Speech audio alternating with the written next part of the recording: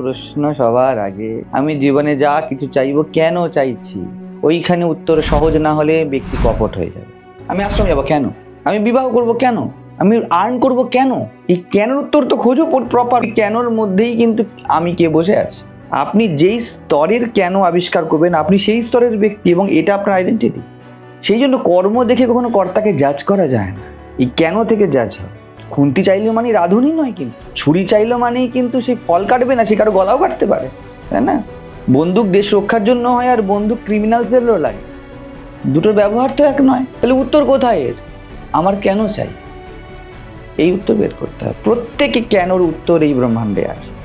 99% লোক এই কেনকে আবিষ্কার করে না, তাই তাদের কাছে পুরো জীবন হেজি থাকে, অথবা তাদের যে কেন, ওই কেনর সাথে তারা ন্যায় করে না।